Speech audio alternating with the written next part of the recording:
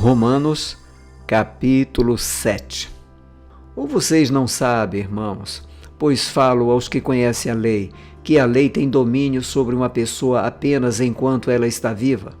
Por exemplo, a mulher casada está ligada pela lei a seu marido enquanto ele vive, mas se o marido morrer, ela ficará livre da lei conjugal. De modo que será considerada adúltera se, enquanto o marido estiver vivo, ela se unir com outro homem. Mas, se o marido morrer, ela estará livre da lei e não será adúltera se casar com outro homem. Assim, meus irmãos, também vocês morreram para a lei, por meio do corpo de Cristo, para que pertençam a outro, a saber, àquele que ressuscitou dentre os mortos, a fim de que frutifiquemos para Deus. Porque, quando vivíamos segundo a carne, as paixões pecaminosas despertadas pela lei operavam em nossos membros, a fim de frutificarem para a morte. Agora, porém, estamos livres da lei, pois morremos para aquilo a que estávamos sujeitos, para que sirvamos da maneira nova, segundo o Espírito, e não da maneira antiga, segundo a letra.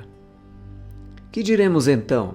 Que a lei é pecado? De modo nenhum, mas eu não teria conhecido o pecado a não ser por meio da lei, porque eu não teria conhecido a cobiça se a lei não tivesse dito não cobice. Mas o pecado, aproveitando a ocasião dada pelo mandamento, despertou em mim todo tipo de cobiça, porque sem lei o pecado está morto. Houve um tempo em que, sem a lei, eu vivia, mas quando veio o mandamento, o pecado reviveu e eu morri. E verifiquei que o mandamento que me havia sido dado para a vida, esse se tornou mandamento para a morte. Porque o pecado, aproveitando a ocasião dada pelo mandamento, me enganou e, por meio do mandamento, me matou. Assim, a lei é santa e o mandamento é santo, justo e bom. Então, aquilo que é bom se tornou morte para mim? De modo nenhum. Pelo contrário, o pecado, para mostrar-se como pecado, por meio de uma coisa boa, causou-me a morte, a fim de que, pelo mandamento, o pecado mostrasse toda a sua força de pecado. Porque bem sabemos que a lei é espiritual.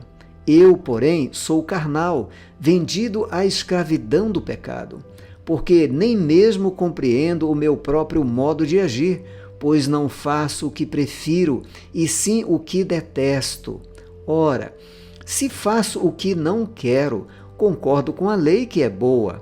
Neste caso, quem faz isso já não sou eu, mas o pecado que habita em mim.